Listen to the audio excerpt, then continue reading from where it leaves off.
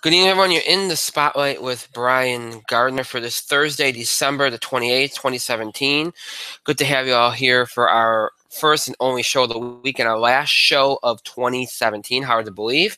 Hope you're staying warm and hope everybody's had a safe holiday this past week, Christmas being on Monday, and a good week so far. Those of you that are off, those of you that aren't, I imagine a lot of people traveling through some weather this week. So hope you've had a good week so far here. And again, our last show of 2017. So next time we'll be joining you next week. It will be the first of 2018.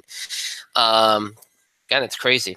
So before we get going, as always, let me remind you all of how you can interact and contribute to the show. Have your voice heard by emailing us at itspotlight411@gmail.com. You can also follow us and tweet us at itspotlight411. Remember to use the hashtag itspotlight411 when you're tweeting directly to our show or tweeting anything regarding our show. And of course, as always, on Facebook, you can find us at In the Spotlight 411. So just search for In the Spotlight 411. And then once you're on our fan page, make sure that you follow us or like us, and you'll be able to access everything that we post from our fan page from there on out. All right. So again, our only show of the week. We have a lot. Well, I won't say we have a lot to do.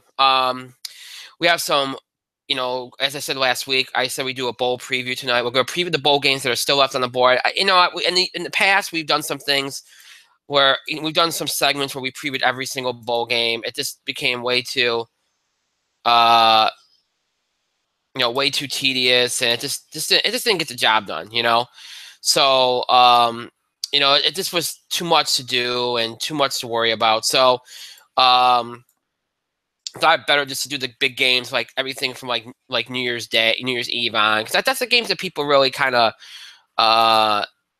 really look for. And, so we're going to preview those games, pretty much everything coming up this weekend. And then, of course, the New Year's Day playoff games, which are the big ones, we'll preview those as well. So we'll do a little bit of that kind of stuff. We'll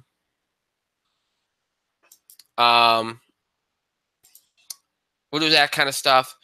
And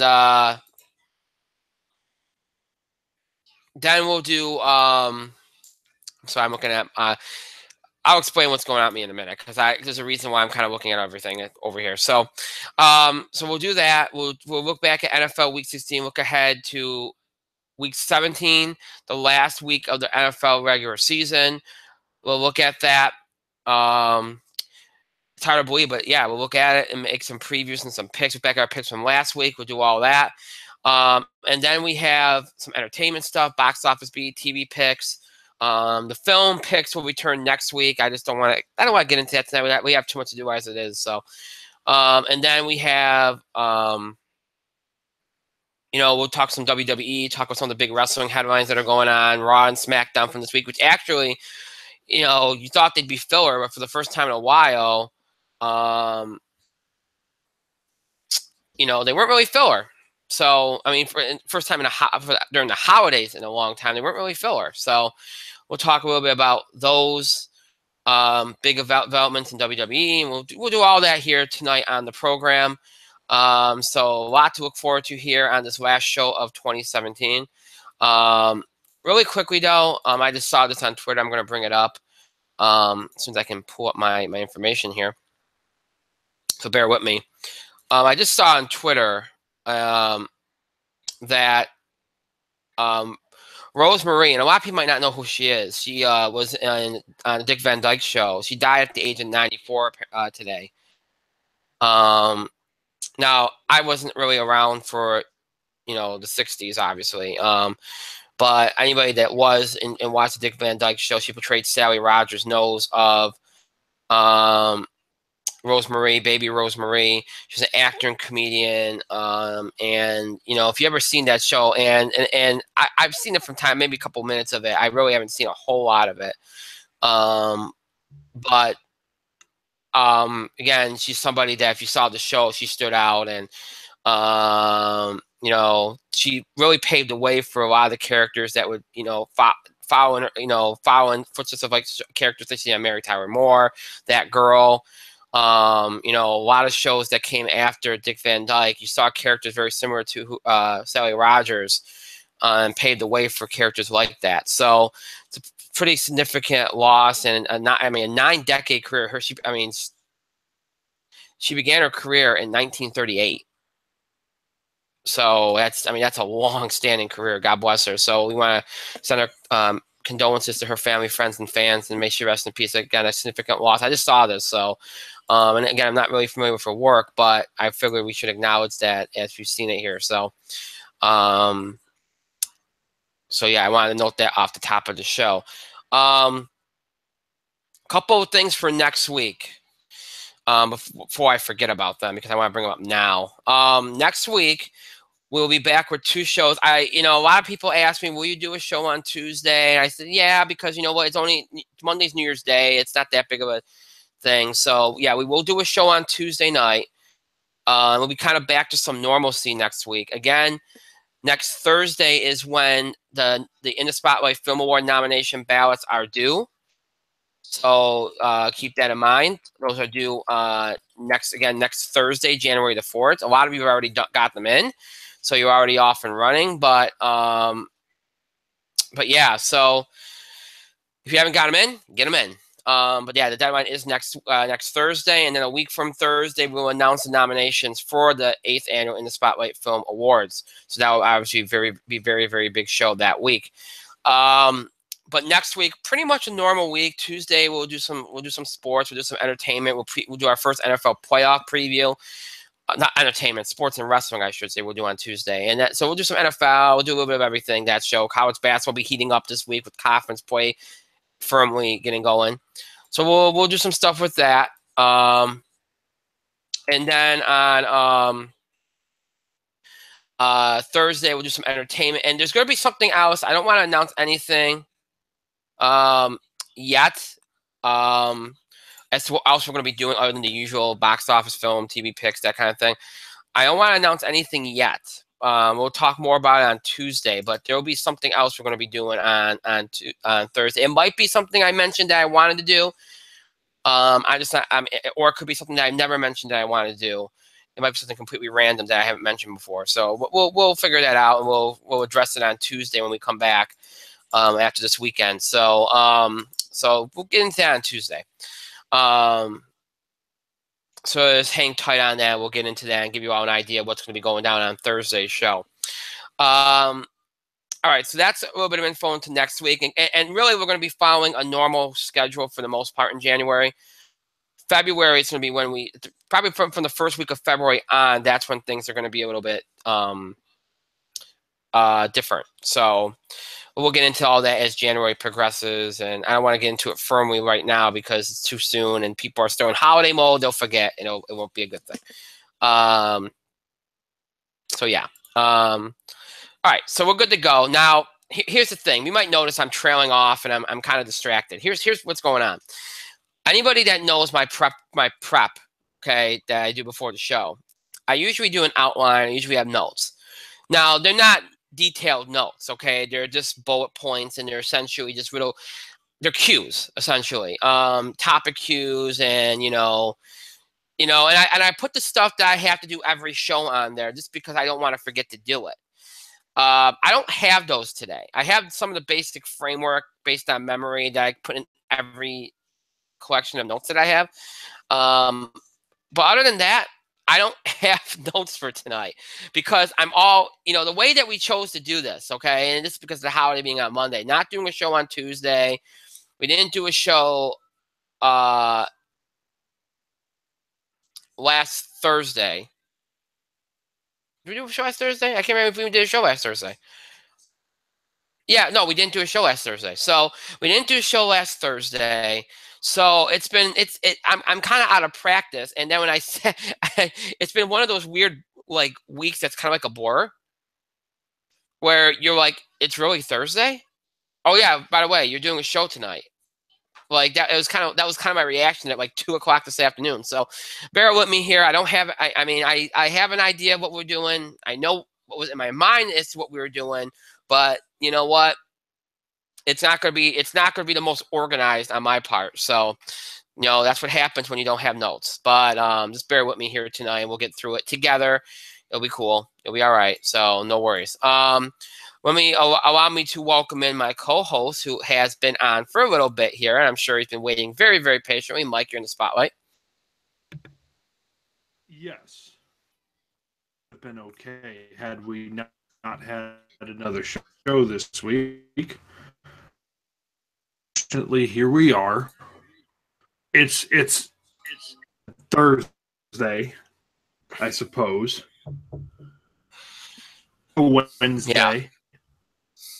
Though Wednesday was yesterday, and that felt like a Tuesday. Mm-hmm. Don't understand it. All I'm going to say is I have a headache at night right now.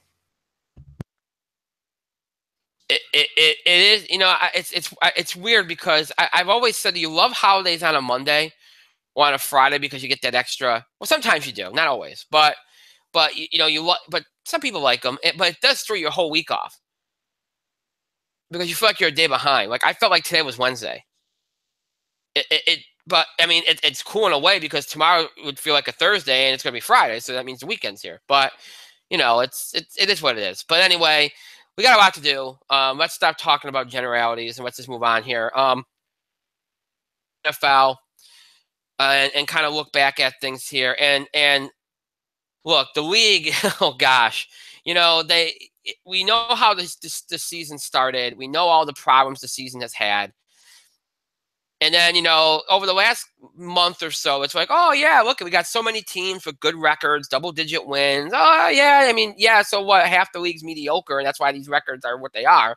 But you know what? We have a lot of teams at the top, and it's very top-heavy, and it'll lead to some good games. And, we'll have some stuff down the stretch that'll make it interesting. Well, what little drama that could have been and this happens a lot. We've seen it happen in MLB over the last couple of years. We've seen it happen in the NFL the last couple of years. What little drama you thought there would be this weekend, I mean, it's really not there. I mean, there is some drama. We do have some spots up for grabs. We have some seeding, but realistically speaking, I mean, the amount of drama that we could have had versus what we're going to get, it's not even close. I mean, a couple of weeks ago, I thought we'd have a couple of spots up for grabs, and this would be interesting. Now it's really, we know in the AFC that it's going to be the Patriots or the Steelers for the 1 and the 2. Who gets the 1, who gets the 2, it'll be depending on who wins and losses. But we know who the 1 and 2 seeds will be. Just don't know how they're going to rack up. We know Philly's going to be, Philly and the Vikings are going to be a 1 and a 2. More than likely. I mean, I think the Vikings clinch the 2. At least the 2. So, I mean, but generally that's going to be who you're looking at. Jacksonville's in. I mean, we kind of have an idea here of what we're looking at. So there's not a whole lot of drama. Yeah, you have one spot in the NFC up for grabs. Yeah, you do kind of have one spot in the AFC up for grabs. But, a lot of that, I'm telling you right now, folks, if you look at the schedule for Sunday, I don't know if there's going to be much drama if the teams that are in control take care of business. I really don't. So it sucks for the NFL, but that's been the kind of year. And look, at the NFL, they even canceled Sunday Night Football. Now, I know it's New Year's Eve, so that probably played into it, but they just didn't have a game. And the way the ratings have been this year, they just didn't, it is what it is. The league's in trouble. And as you look back at last week, you see why. Because you looked at week 16, you thought, okay, here's another. Week 15 was pretty good. But he went into week 16 with, okay, let's see some teams put some teams put some pressure on those teams that are in position. The Packers over the last couple of weeks had a chance to do that. They've lost 2 in a row. Now, of course, we knew they were going to lose this week because they benched Aaron Rodgers. And there's a whole lot of controversy about that, which, okay. It's not. I don't know if this is the first time a team's done what Green Bay's done. Aaron Rodgers. I don't know why it's surprising they did what they did. Everybody knew that they lost that game. He came back and that they were going to bench him and put him on IR. Everybody knew they were going to do that. I mean, is it wrong? Do you think there should be one and change the rules or do something to make them more clear? I mean, that's really what you got to do there. But anyway, with the Packers falling out of it, that takes them out of the mix. But that happened before this week. Okay. But when you went into this week, you had some teams that could have really made things interesting. You had the Lions who were still hanging on by a thread. They lose to the Bengals. That's a team that, again, if you're going to stay in these races, if you're going to try to make a push, whether you're in control of your own destiny or you're not, you've got to beat the teams that you're better than and that you're supposed to beat. If you handle your business, that's the majority of the battle. I've said that from day one. If you beat the teams you're better than, then that's you're going to be in a good position, more than likely, unless it's a really, really odd good year for somebody, you know, or an odd year, you know. So Lions didn't do it, and that pretty much finishes them off. They're eliminated. The Titans, now they had a tougher test. They're playing a Rams team that's really already set here, but they're still trying to play for positioning. And, you know, they're playing to clinch their first NFC West title. Titans were playing to hang on by a thread. Now, they're still hanging on by a thread. They're still relatively in the driver's seat in a way because they're still in a playoff positioning. But they made things difficult for themselves with a 4-point loss to the Rams. Now, again, you're playing a tough team that's going to be a playoff team. I get that. But they had a chance to solidify themselves, and they didn't do it. Rams did. They solidified themselves, and, you know, opposite ends of the spectrum. Chiefs took care of business against the Dolphins team that they're clearly better than. They finished things off. They're at 9-6, so they've kind of recovered over the last couple of weeks, and we'll see what happens with them here as we head into January, as they look like they've stabilized themselves and gone back to being themselves again in typical Kansas City form. Good start, bad middle, strong finish. Bills had a great chance here, and we can talk about the bad calls because there were at least 2 of them. Horrible overturn of a touchdown. That should have never happened. It was an embarrassment. And then, you know, a couple other little plays here and there. But, I mean, generally, look, at the end of the day, would the Bills still have won the game? Probably not. But, you know, momentum can shift. And if those calls go a different way, who knows? But Patriots take care of business. They lock up at least a top seed, and a top 2 seed in the AFC. Bills fall off. Now they need some help to get into the playoffs, so they no longer are in control of their destiny. Saints close things out against the Falcons to lock up a bid. Now the Falcons don't control their own destiny. They put themselves in a big situation. Chargers beat the Jets, took care of business. They put themselves in the mix, again, keeping themselves right up there with the Titans. Again, that's what you got to do. Take care of business. Chargers did that. Panthers handled their business. Quince a playoff spot. They're in line. It was a tough, again, when Tampa plays the top teams in their division, tough. But the Panthers got their job done. 11-4, they're in. So they handled their business. Jaguars lost to a 49er team that probably wishes they traded for Jimmy Garoppolo before the season, because if they did, who knows how this would have turned out. But, yeah, the 49ers, surprisingly, they're 4-0 with Garoppolo. And Jacksonville, you know, suffers a loss here that's big because it takes them out of play for a top 2 seed. So that's not good for them because they probably want to be in that type positioning. But, you know, they're going to the playoffs. At least they got that, but tough loss for them. Nice little pride builder for 49ers. Then you have the Seahawks and the Cowboys. The Seahawks eliminate the Cowboys in what we called an elimination game last week, 21-12. Again, Cowboys' problems, you know, came back to haunt. They had Ezekiel Elliott back, but it's not enough. They just couldn't score the ball. Their defense did okay, but they just couldn't score the ball. Seattle keeps themselves in line here. They're right there going into the weekend for a potential playoff spot. So they took care of their business, knocked the Cowboys out. Steelers handled their business, as do the Eagles on Monday night to solidify themselves. Eagles clinched their number 1 seed. The Vikings will more likely be the 2. Steelers clinched at least a top 2 seed, so they handled their business. So a lot of teams handle their business, whether it be for seeding or keeping pace with the teams they're competing with for that final playoff spot. And then some teams dropped off and eliminated themselves.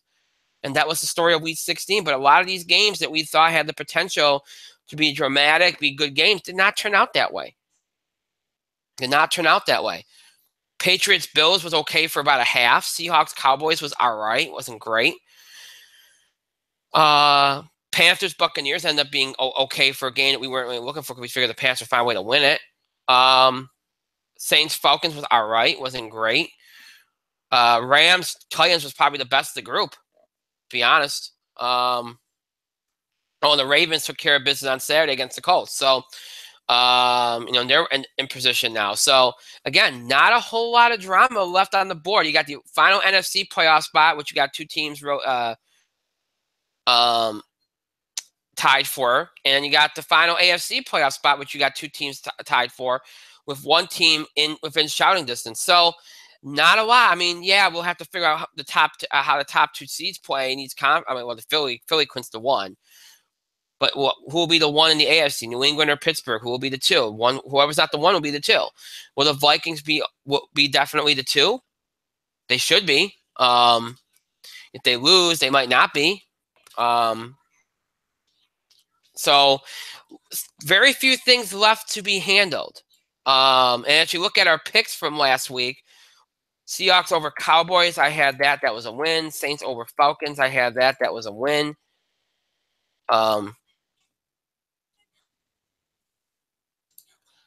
Vikings over Packers, I had that. That was a win. Rams over Titans, that was a win.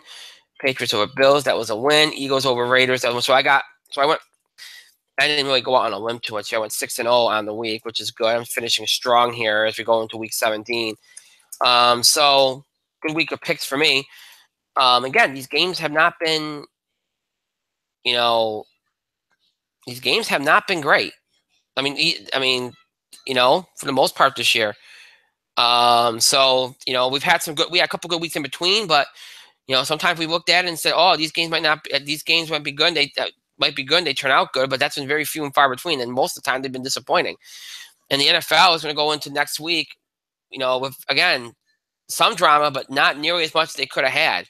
So it's rough. And as you look at the week 17 schedule, again, very few things on the line. Vikings with a win clinched the 2 seed. The loss, depending on how things fall in some of the other games, they could lose the 2 seed. Steelers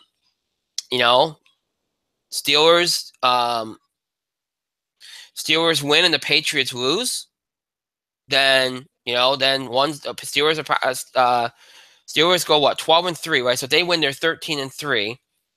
Patriots go, if the Patriots win, Patriots lose against the Jets, which is probably not going to do. So it's a tie. So the Patriots probably still get it anyway. If the Patriots had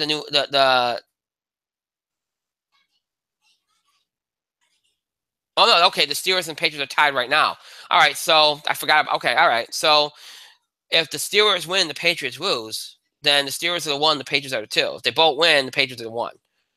So that's the way it's going to work. So the Steelers need the Patriots to lose. And Steelers are playing the Browns, so they're probably going to win, whether they play everybody or not. The Patriots are playing the Jets, they'll probably win. It's Foxborough in December, they'll probably win. So, those games have that consequence. The Panthers and the Falcons will have a huge amount of significance, because if the Falcons win and Seattle loses, then Falcons are in. If Seattle wins and the Falcons lose, Seattle's in. I don't know what the tiebreaker situation will be. Titans play the Jaguars. Jaguars can knock the Titans out. Bills need the Titans and the Chargers to lose, I believe. So, there's some things on the line, but again, the drama is just not there, because you figure a lot of these teams are going to handle their own business. That's what you figure. Buffalo. Will Buffalo beat Miami? That's not a foregone conclusion, but they probably should. You figure that the Chargers will likely beat the Raiders. The Titans are the only ones to have a challenge, but will Jacksonville play everybody when they don't really have much to play for? If they don't, then Titans should win that game. So, Seahawks get the Cardinals while the Falcons are playing the Panthers. Even if the Panthers don't play everybody, I kind of like the Panthers' chances in that game. So even though the Falcons are at home, but they haven't played well at home. So I don't really think you're going to have too much drama here, even though you have some games here that have significance. If everything falls as you think it will, then it shouldn't be as much drama as there could have been. So as we sit here to make some picks, because there are a few games on the board of interest, unfortunately, I feel like it's going to be a pretty lackluster end to the season, and this was a lackluster season. So here, let's just go. Let's just do it, because I'm struggling to find things to talk about, because there isn't a whole lot of storylines here. So let's call the easy game to pick first here, and this is a game that's on paper. You look at it, it's just got major playoff implications. 4:25 p.m. Eastern on Fox. Panthers at the Falcons. Falcons have a playoff spot on the line. Panthers are already in. So again, NFC South could be in play here, but other than that, look, I know it's at home, but Atlanta has been very inconsistent this year, and they have not played as well this year. And I think Carolina will like knocking a potential division rival, the division rival, out of a potential playoff spot. So I like the Panthers, who I think are just better in this game, over the Falcons, especially for their defense alone. They're just a better defense. So I like Panthers over Falcons in that game. Let's see, what else did I pick on the board here? I'm going to end up picking some games that really don't have playoff implications because there's not enough on the board. Let's go to the Bills and the Dolphins. Again, in the 4 o'clock window, 4:25 p.m. Eastern on CBS. Bills at the Dolphins. I like the Bills here, although the Dolphins scary because in their building, they sometimes are prone to an upset. They're like the Tampa Bay Buccaneers of the AFC. But I think the Bills know they have to win. They know they have to win. They know they need some help. I think they'll pull one out here in a close game. I like the Bills over the Dolphins. Let's go to Jacksonville for Jacksonville and Tennessee because that game has significance. For another game, the 4 o'clock window, 4:25 p.m. Eastern, CBS. Jaguars at the Titans. Some people think even if Jacksonville doesn't play all their guys, that Jacksonville can somehow win this game. And I can see that, although Tennessee has played much better at home this year. Knowing the fact that Tennessee knows they have, and I know they've been very disappointing for a couple years now. We've thought that they're a sweeper and that they're going to break through. They've let us down. So this is an opportunity for them to finally realize their potential. Being at home and knowing the stakes and knowing that that it's taken a lot longer to get to this point than we all thought, I like Tennessee here. So I'm going to take Tennessee in what could be a close one over Jacksonville. Plus, I know Jacksonville's probably not going to play everybody. So that even if with the people they have on the field, they can probably stay in the game, I still think that'll be significant enough to help the Titans out a little bit. So I like Tennessee over Jacksonville in that game. Let's see what else we got here. And I'm probably going to end up picking some games that don't have significance. Let's go. What's another game in the 4 o'clock window? Because again, no Sunday night games, so everything's early. 4:25 p.m. Eastern on Fox. Saints at the Buccaneers. We know how Tampa can play at home against the tougher teams in their division, the better teams in their division. They're going to play tough. They're going to keep this close. Saints trying to play to win the NFC South. They've already locked up a playoff bid. I like the Saints here, but I say this almost every time they play somebody in their division. The Bucs are not a team to trifle with. They will keep this game close, and they could surprise you. So this should be a lot closer than closer than it should be. But I still like the Saints to beat Tampa in this game.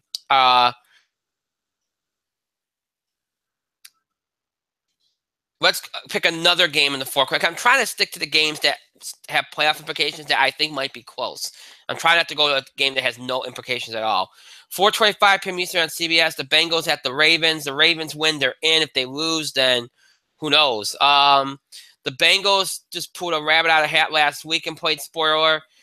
They will look to do that again against a division rival. We know this is Marvin Lewis's last game. He is done. There might be a little bit of a pride element here. They might be tough. They might be very tough in this game, and they know that they've been a disappointment this year. The Bengals will keep this close, and this is a game to watch for an upset here. It really is.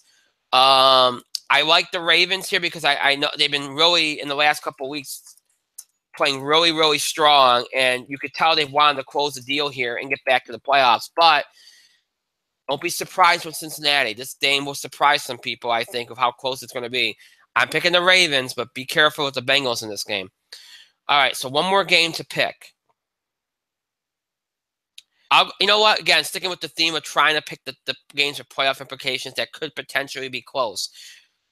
I think I picked every game from the 4 o'clock window. 4:25 p.m. Eastern on CBS. I guess that's the point. The 4 o'clock window, having all that potential drama, I guess. They can get it. Raiders at Chargers. Chargers need to win. They lose, they're done. They need some help too. So Chargers have played well. They've, but at times they just haven't handled their own business. For the most part this year, they played well, especially offensively. Raiders, this has been a disappointing year for them. They expected better, obviously, after last year. Their defense has not always been great, but when it's been on, they've been able to do some things. So the Raiders would probably relish being a spoiler here. I expect them to come out, play really strong, keep this game close, competitive. I like the Chargers, but this is another one of those games, like the last couple I picked, that, don't be surprised if you look up and it's a little bit closer than you would have thought. So I'm picking the Chargers here, but don't be surprised with the Raiders. So again, if things go as you think, there won't be drama because the Chargers should beat the Raiders. The Ravens should beat the Bengals. The Saints should beat the Bucs. The Titans should beat the Jacksonville Jaguars. Even though Jackson was clearly better than them, Jackson was probably not going to play everybody. The Bills should beat the Dolphins. Panthers should beat the Falcons. But if, and those are the 6 examples I got here. Those are the games I picked. But sometimes we all know things can be unpredictable. They don't go as planned. If they don't, then you could have some chaos and a little bit of drama, which would be more than we all expect to happen this weekend if it doesn't go as planned. So you're kind of hoping it doesn't go as planned unless you're a fan of one of these teams, because if it doesn't, then you'll have some drama and a little bit of chaos. If it does, then there'll be very little drama and not any chaos. So we'll see how it goes. But those are my picks for the last week of the NFL regular season, Week 17. Panthers over Falcons, Bills over Dolphins, Titans over Jaguars, Saints over Buccaneers, Ravens over Bengals, Chargers over Raiders. Your picks for Week 17 of the NFL season, the last week of the NFL regular season before moving on to the playoffs. So hard to believe, but that is where we're at. And we're not done with football yet. We're done with the NFL. We're not done with football yet because we got some college football to get to. And as I said, we are not doing a comprehensive bowl preview like we've done in past years because, again, I just feel like that's tedious and people only really care about – I mean, no disrespect meant, but the majority of the audience and the majority of fans, casual fans, only care about the games right around New Year's and obviously the playoff games that go on New Year's Day and beyond. So we're going to call the games that I think are the biggest games left on the board. We're not going to call tonight's games. We're not going to call tomorrow's games. We'll do Saturday, Sunday, and Monday. That's what we'll do. We'll go Saturday, Sunday, Monday, and we'll make the predictions for those games. And we'll go from there. So, again, not, just because I think that's the best way to do this from now on. I think we did this last year, too, on the football show. So I just thought it was a better way of doing it. So let's have some fun here. Let's make some picks here for some of these big bowl games coming up this weekend. And, of course, these playoff games coming up on Monday. Let me see here. I'm trying to bring up the schedule here. So just bear with me here as I pull up the schedule for these bowls. All right, so again, I'm going to start with Saturday, and then we'll work our way up. There's no games on Sunday, so that's why I'm doing Saturday. Actually, no, we'll do Friday too, because there's some big teams playing on Friday. We'll do Friday too. We won't pick tonight, but we'll do Friday too. So I mean, I would do tonight, but it's kind of late to do that now. So, and then we'll obviously next week we'll highlight all the games that have all the big headlines from all the bowl games. Or anything of significance we'll highlight next week, especially the playoff games on Monday. So tomorrow, here's what you got on tap. We got Wake Forest and A&M at 1:00 p.m. Eastern Time tomorrow on ESPN. In the Belk Bowl. Now, not a bad game, but a game that I think favors Wake Forest only because I feel like Wake Forest has been tested more. I like Wake Forest. I like the way they play. I like the ability to adapt. I like the ability. I like generally, I just think Wake Forest is the better team. Sometimes you just get one of these bowl games and you just think Wake Forest, I just think one of them is the better team. And from what I've seen this year, and again, I haven't seen a lot. I've watched more ACC college football than I have, SEC or Big 12 or anything like that. So I like Wake Forest in this game. So Wake Forest over A&M in the Belk Bowl. Hyundai Sun Bowl. We got number 24 NC State versus Arizona State. I like Arizona State to stay competitive in this game, but I think NC State, I'm going to be quick with this one because I think this one's an easy one to pick too. NC State, I think, has just too much. I like NC State here in this game. Again, it's one of those games where you just know one team, you just feel like one team's better and this will get the job done. Sometimes you get good bowl matchups, sometimes you don't. And those two games I don't really think are good matchups. That's at 3 o'clock p.m. on CBS, by the way, tomorrow. Franklin American Mortgage Music City Bowl, one of my favorite bowl games actually, because I like the venue and I always think they usually try to put together a fun game. Unfortunately, in this game, I don't like this game, but it's not because I think it's a mismatch, because I think both teams are fairly well matched. I just don't think it's going to be a pretty game to watch. I think it'll be a little ugly. More of one of those grinded out kind of games, which I actually like Kentucky to win. And pull off the upset here, because I think that kind of I think that kind of favors them more. So so I like Kentucky in that game. So Kentucky in the Music City Bowl, again, more of a defensive game. I think favors a grinded out kind of game, favors them. So Kentucky for me in the Music City Bowl.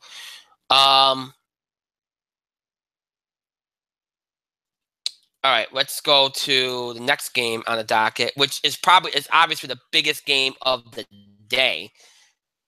I skipped over a game. Arizona Bowl, New Mexico State versus Utah State.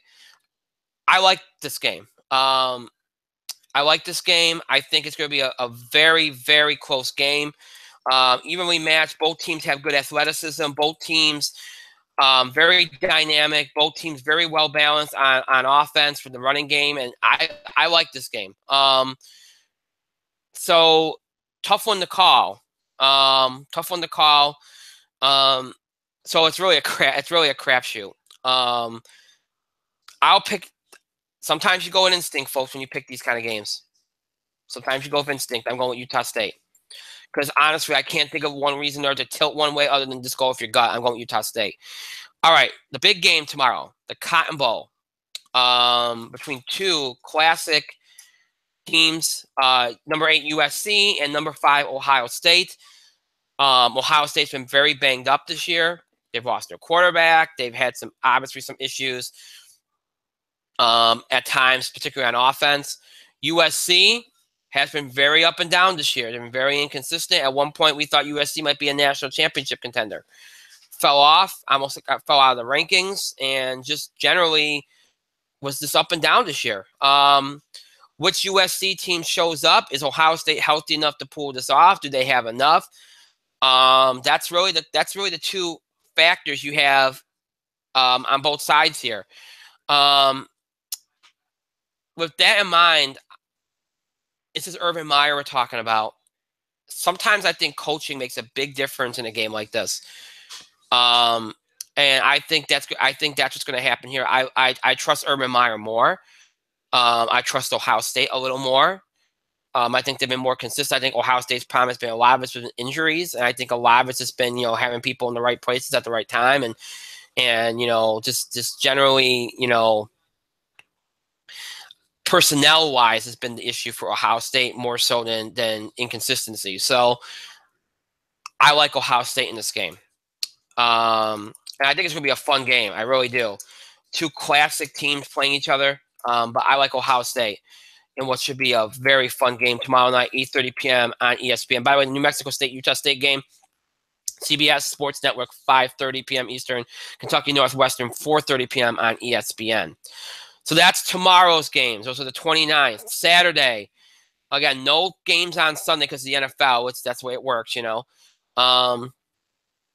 So Sunday, Louisville and number 23 Mississippi State at noon on ESPN in the Tax Slayer Bowl.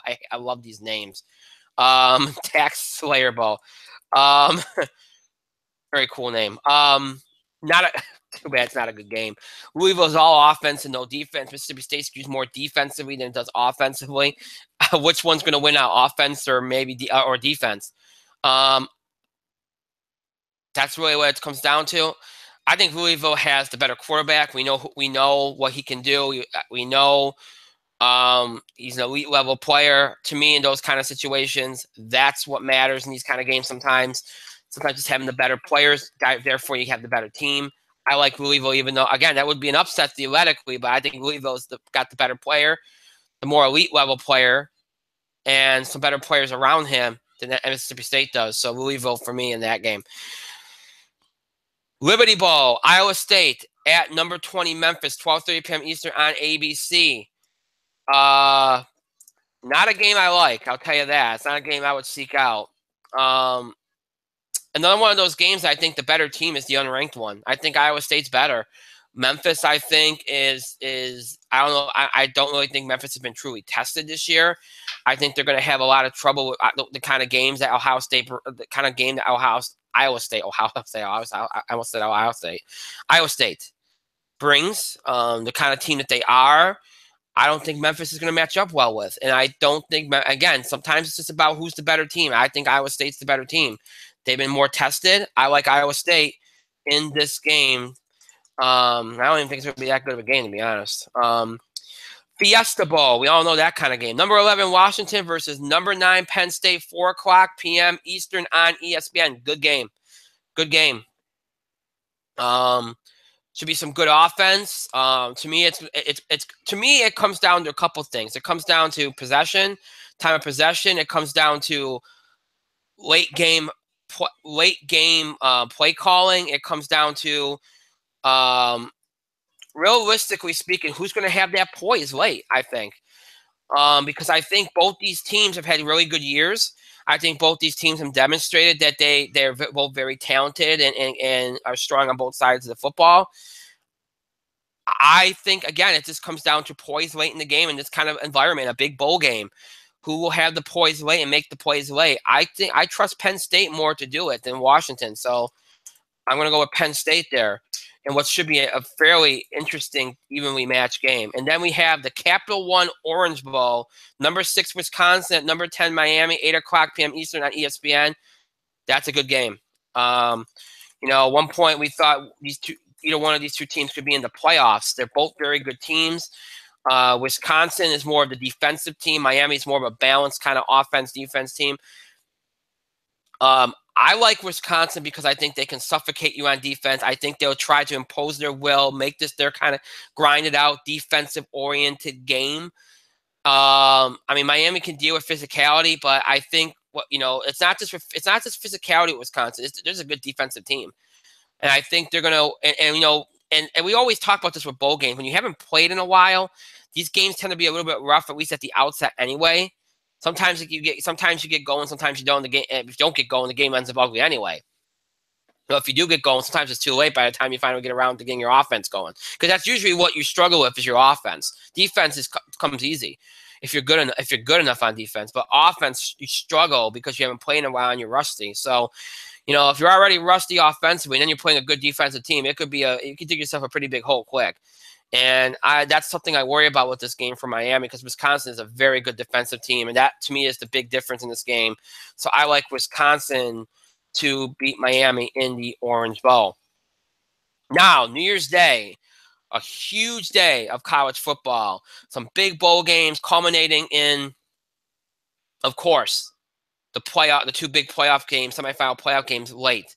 First game, Outback Bowl, Michigan versus South Carolina. To me, this is an easy call. Even though I don't think it'll be a bad game, I think Michigan has a chip on their shoulder. They were supposed to do a lot better this year than they did. Even though South Carolina's no slouch and they're going to bring it on defense, I think Michigan's too good. And I think Michigan's going to bring it on defense too. They can match pound for pound on defense. Michigan, I think, can find more ways to score than South Carolina. I like Michigan over South Carolina in that new 12 o'clock p.m. Eastern game on ESPN2 Monday. Chick-fil-A Peach Bowl is next up on the board on New Year's Day.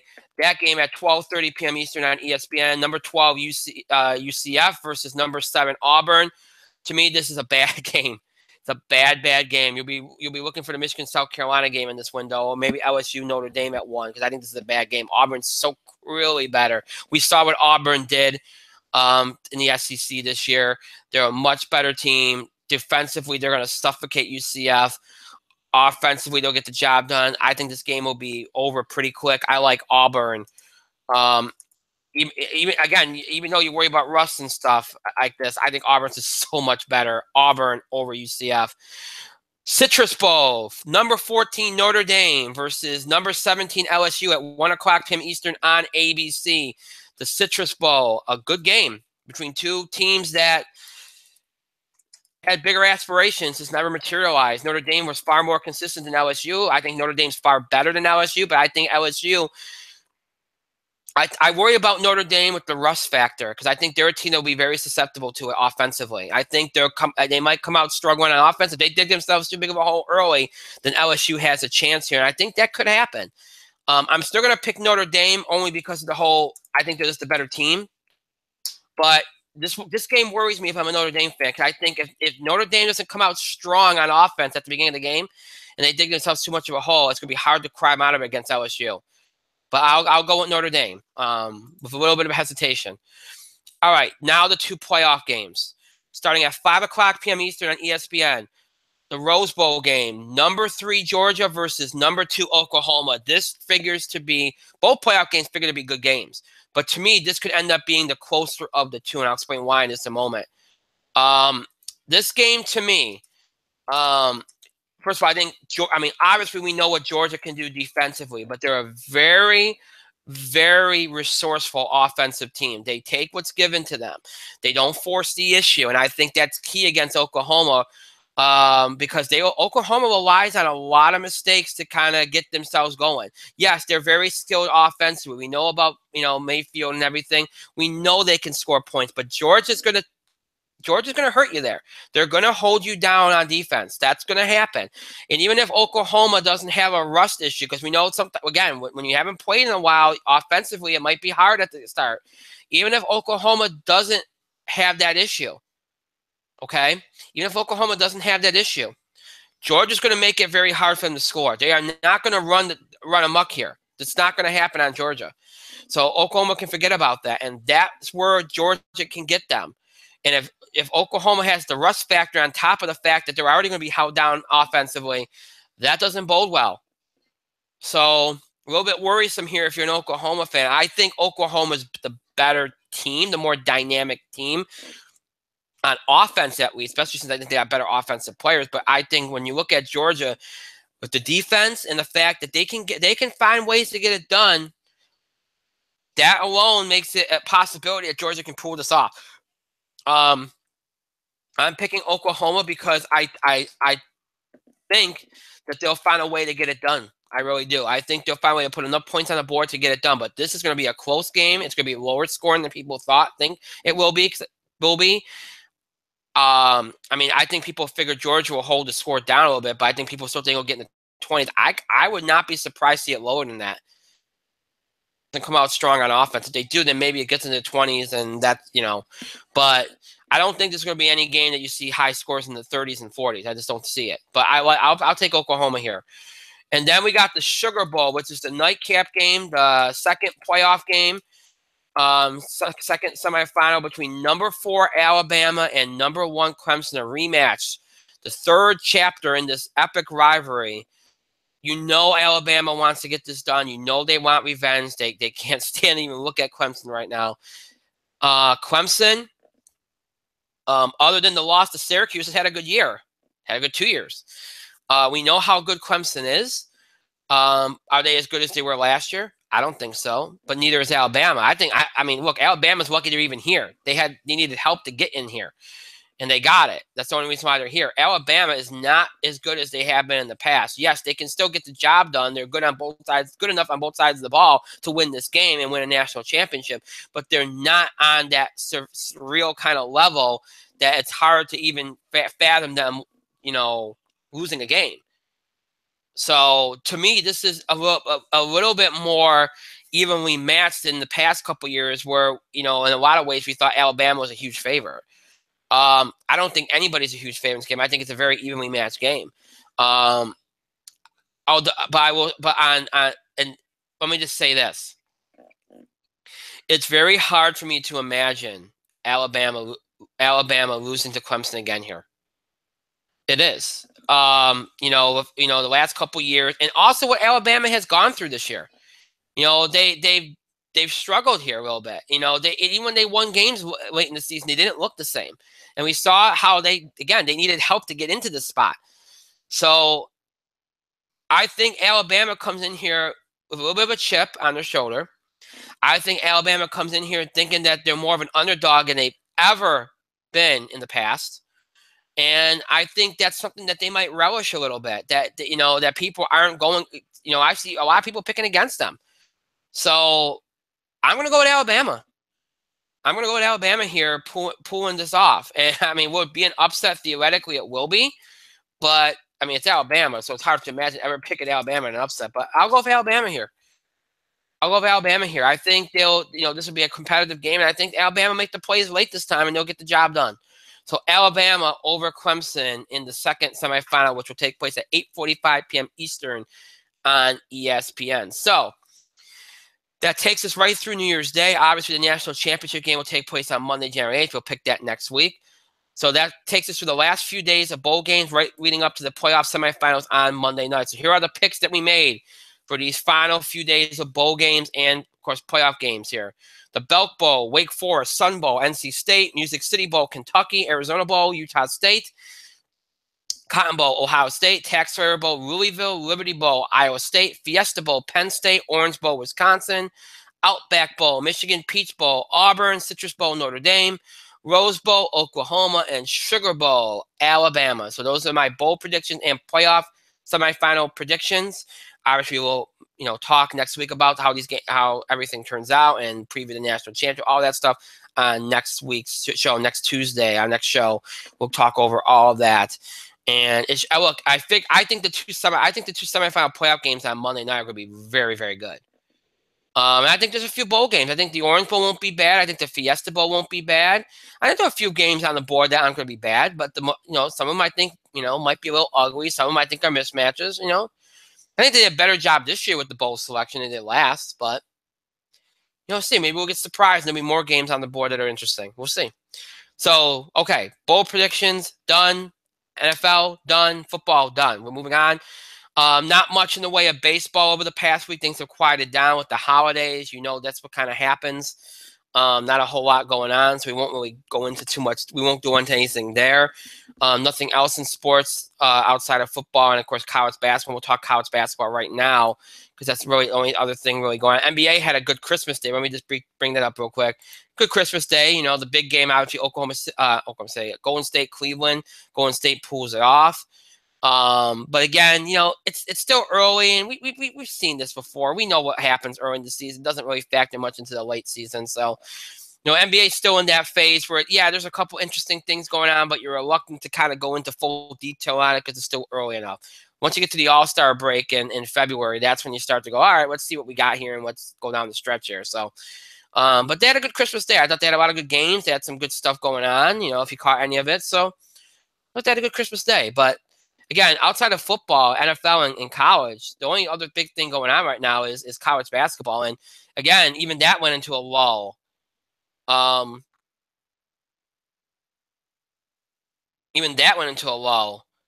Over this past week because, Christmas and everything, kind of holiday break and, college conference, as I said last week, conference games didn't start till this week. It just started Tuesday, I think. Some people had a couple games earlier because of the way that things played out this year. We know about that, the Big Ten and everything. But in earnest, it really didn't start to this week. So, it is what it is. It's kind of like you're in that lull kind of period here. So there hasn't been a whole lot over the last week in terms of interest, but let me just kind of give you a little bit of a rundown here, and then I'll throw the mic. Because I think what was our last show? Last Tuesday, right? Yeah. So not a whole lot. Again, kind of the calm before the conference play storm, if you think about it.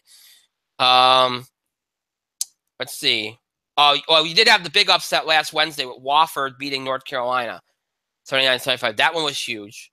Obviously, that's going to drastically affect North Carolina. That boy, if Wofford ends up getting in a position for an at-large, that's going to help them. I don't think they will. They can win their conference and get in, but their tournament and get in, but still, that's pretty big. So that was obviously a big deal last Wednesday. And North Carolina just played bad in that game. If you saw the first half, they're terrible. San Diego State beating Gonzaga Thursday night by 2. I think San Diego State's on the way back, so keep an eye on them. That was a big win for them, even though Gonzaga's nowhere near what they were. Connecticut played Arizona tough early, but Arizona pulls off the win there on Thursday as well. Let me just throw something out there about Buffalo, because Buffalo played Syracuse tough. They played A&M tough too. Buffalo is going to be a team, if they get into the tournament, they might be a little dangerous. They played some teams tough, and they played a tough schedule, so they're going to be prepared. Friday, Xavier beat a very tough Northern Iowa team that you'll be seeing in the tournament. Florida Gulf Coast played Wichita State very, very tough, but Wichita State pulled off that game as well. Oklahoma's on a high with Trae Young. I think we all called that a couple weeks ago with the way Trae Young was playing, and everybody kind of looking like Oklahoma, like, is it just more than Trae Young? Well, it looks like it's more than Trae. Oklahoma's kind of rising right now, so they've been playing really good basketball. So, keep an eye on them here, especially since they got an elite level player that's just dominating right now. Ohio State had a chance to make things interesting on Saturday against North Carolina. Then, of course, North Carolina coming off a loss to Wofford. That's I don't think they're going to put up a bad performance again. New Mexico State beat Miami on Saturday, which was another big upset from this week.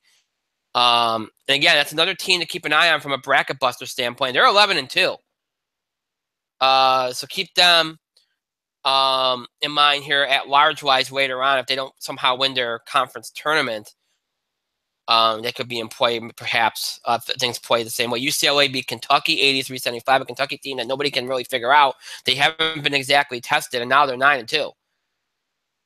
So, UCLA, who was strapped, and, they had some issues with personnel, still found a way to get the job done. So, big win for them on Saturday. Miami rebounded on Christmas Day against Middle Tennessee. It was not a bad team. I told you to watch out for them. Miami only won that game by 3. Keep an eye on Middle Tennessee. They're going to be a team you're going to hear about in March. And then conference play got going. And a couple interesting games last night. Xavier beat Marquette in a very good game, 91-87. Both those teams figure to be top players in the Big East. So very, very good game there. Tonight, Seton Hall beat Creighton 90-84. A lot of high-scoring games in the Big East. Not used to seeing that. It's usually more of a grittier kind of league. So big win for Seton Hall there over a Creighton team that surprised people of how good it's been doing. So that's really all that was. The big upsets, Miami losing, North Carolina losing, UCLA beating Kentucky. That's really the big highlights from this past week. Not much else going on. Mike, I haven't through to you in a while. Any thoughts on college basketball over the last week?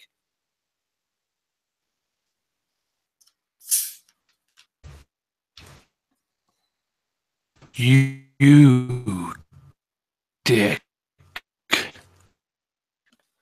All that time talking about football. How could you? I'm an awful person. Could you, Brian? Not even noted that Villanova beat by a significant margin. Do we really have to chronicle Villanova beating teams by like 40? Over Marquette. Hasn't been super good lately. They're like coming back.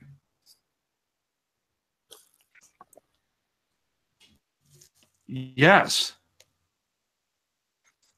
Duh. The number one team in the country, Brian. Show respect. Butler. Town. Undefeated. But Butler had to beat Georgetown in 2 overtimes. No, in that conference. Ladies and gentlemen, it's important. Gonzaga on Pacific. Pacific ranked. I don't understand these things. I don't understand. Seton Hall got a decent win, but they beat Creighton today. You go, By the way, Rutgers beating a ranked team for the first time in forever. A game to Hartford.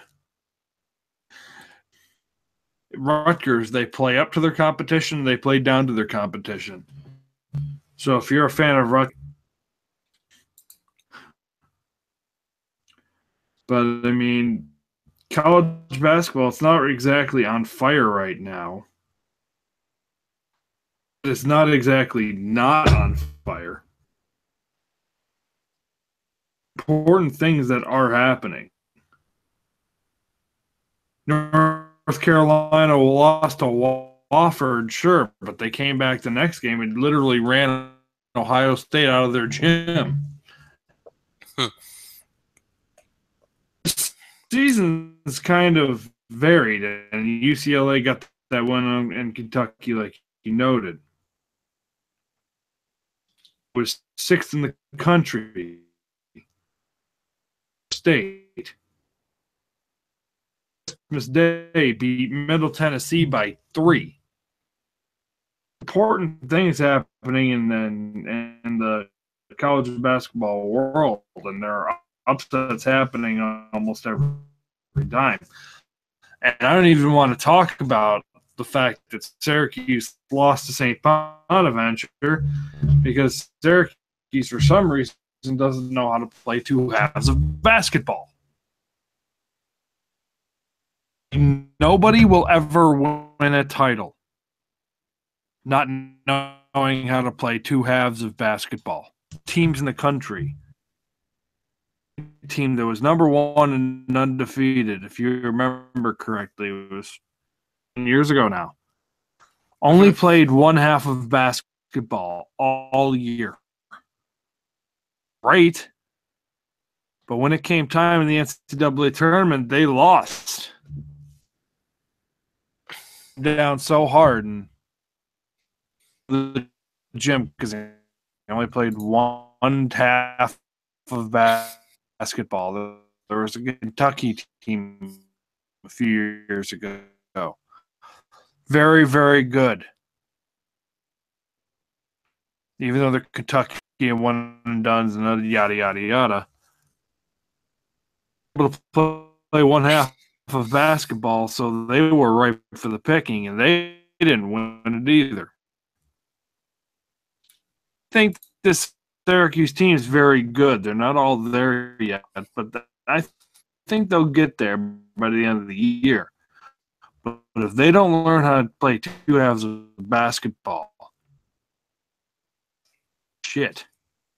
For pretty much everybody in college basketball, you need to play two halves of basketball, period. End of the discussion. If you come out in a hole, it's hard to come back.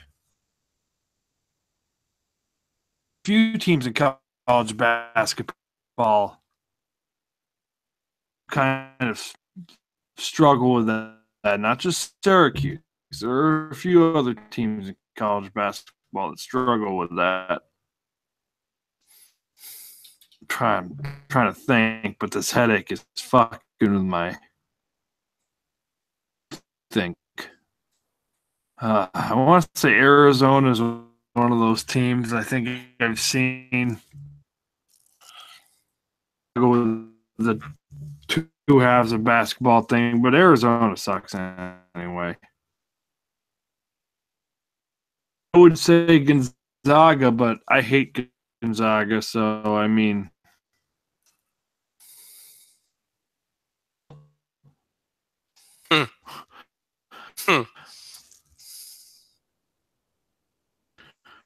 So the NCAA is really interesting, and now we're getting into the conferences.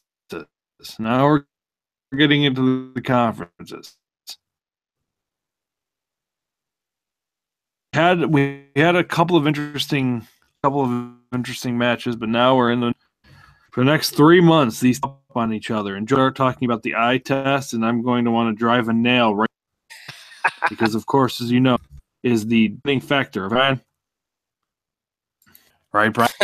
Yes. Hello? Yes, I'm talking to you. Hear me? Yes, hear me. I can. Grunt like hear me. I said I can hear you. Maybe. Oh well. I can hear you.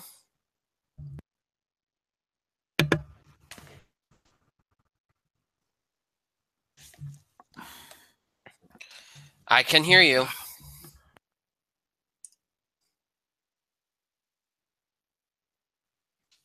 Okay, so apparently we're experiencing a technical problem on Mike's end. And I kind of got that feeling when he started talking because it seemed like everything was on a delay. So it looks like the problem is on his end. He just jumped off, so hopefully he can fix it. I'm glad he at least got his thoughts on the basketball so that we can move on. So we will move on here and hopefully he can get it fixed on his end. I don't suspect there's any problems on mine because I sensed that when we started the basketball part of the show that there was a little bit of a lag and okay, there you go. You back? I don't know what happened there. I had people while you were talking about basketball emailing me and telling me that they think that that something was going on. They heard you, but they sensed there was a little bit of a lag with both of us. So yeah, there's something going on with my Google Chrome on my laptop, so I had to switch platforms for the moment. Okay. Well, thankfully we got through the longer part of the show. So basketball.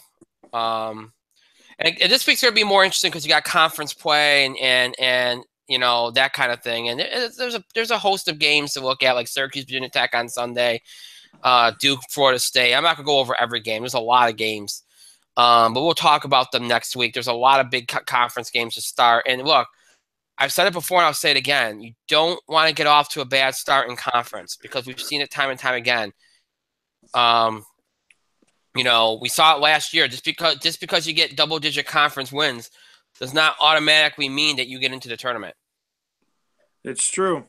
So you want to make sure that, you know, you put yourself in the best position you can. I tend to think now you got to look at not just getting, you know, double-digit wins in the conference or being over 500 conference, but you want to try to be in the upper echelon of your conference because that shows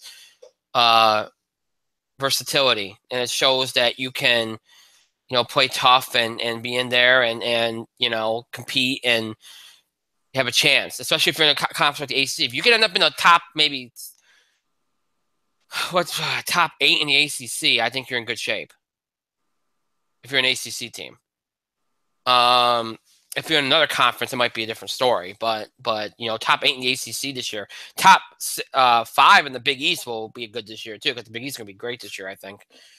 If you like offense, so it's odd how much offense you're getting in the Big East this year. Usually, it's a completely different conference, but you know, we'll see how it goes here as conference play starts. And really, the first 2 weeks always tell you a good story. This week and next week will tell you a good story about where some of these teams are that we might not be too sure about so far. So, see how it goes. All right, we're going to jump from sports. We've been in sports all night to entertainment, and then we'll jump into a little bit of wrestling in the end. So, and I'm not going to spend a lot of time in the entertainment realm because there isn't a lot to say. Everything went pretty straightforward this week. You know, we thought that this past holiday weekend would belong to The Last Jedi. It did. It's already pretty much on pace. That movie that, you know, certain people keep hating on. And again, you don't have to like it, but, you know, there's just groundswell of anti-Star Wars sentiment here for this movie because of certain things. We'll do a feature on that soon. But there's this groundswell of anti-Star Wars sentiment here, and it hasn't hurt the movie. If you look at it right now, because this past weekend, whether you're looking at the Wednesday to because some people looked at the Wednesday to Sunday time frame. Some people looked at the Wednesday to Monday time frame. Either way you look at it, Star Wars dominated. Wednesday to Friday, it did almost $100 million. For the 3-day numbers, it did 71.5 million. Now that's a 67% drop, but when you consider where the movie started, that's not shocking. It's already approaching, as we enter today, 890. It's almost approaching 900 million already. It's an even split: 445.2 domestic, 446.9 foreign, which means that it didn't flop anywhere. Whether you like it or not, it didn't flop anywhere. So it's well on its way to $1 billion, which it should hit by the end of this weekend. And it'll more than likely hold number one this weekend. And we'll see how much over $1 billion it gets. I said I felt like it'd get to $1.5 billion because I never thought it'd make what Force Awakens did. But you know what? The pace has picked up a little bit, so maybe it can. We'll see. Outside of Star Wars, the story has been Jumanji. Over the 3-day, it pulled in 36.4. Over the 5-day period, it pulled in 55.4. So the power of The Rock and Kevin Hart, and clearly it being a family movie, really helped this movie. It did very, very well. Did even better than I thought it would. And then you had Pitch Perfect 3, which did 26.4 million over the 5 days, and 19.9 over the 3, which again is much better than I might have even thought it would do. I thought maybe, that it could be hurt by the competition. It didn't. Greatest Showman pulled an 8.8 over the 3-day, 14.4 million over the 5, which is, for a movie that's skewing a little older, was really, really strong. It's made 32.8 million worldwide so far. It has an $84 million budget. It has a lot of work to do.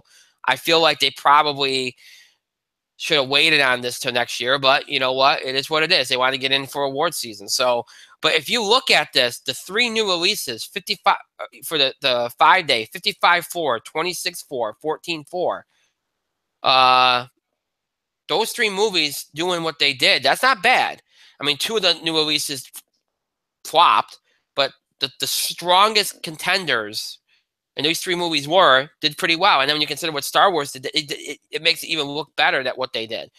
Some of the holdovers did particularly well too. Ferdinand dropped from 2nd to 5th, made 10.1 million over the 5 days, 7.3 million over the 3. Animated movie, kids movie. You figure with the holidays it would do well, and it did. Coco over the 3 days dropped from 3rd to 6th, 5.3 million over the 4 days, pulled in 8.1 million, which again is not bad. It's hit the $500 million mark worldwide. It's done very, very well. So if you thought the fact that Star Wars was out, Jumanji was out, there's multiple animated movies out, that it would hurt some of these movies, it didn't hurt as much as you thought. Now let's talk about the negatives, because we talked a lot about the positives. Matt Damon's downsizing that's a flop. What happened to downsizing? 7.6 million over the 5 days, 4.9 over the 3. A terrible total for a movie that had a lot of buzz and that a lot of people thought could be a surprise. Whatever. And there was a lot of advertisement for that movie too. All over the place. But there was a time where you couldn't even watch a YouTube video without seeing an advertisement for downsizing. And a lot of people are blaming the boycott because you know how Matt Damon had those comments. Yep.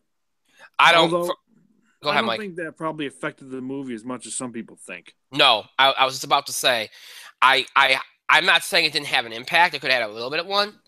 Maybe it cost him from getting over in certain demographics, but at least the movie getting over certain demographics. But honestly, I don't think it made it enough of a significant impact to drop it this much.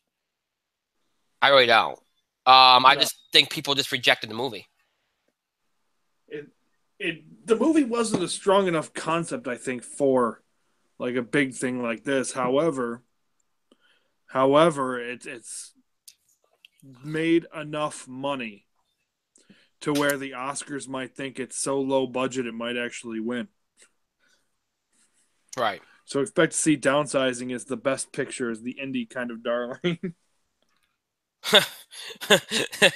It becomes the favorite because it flopped big time. That would be appropriate.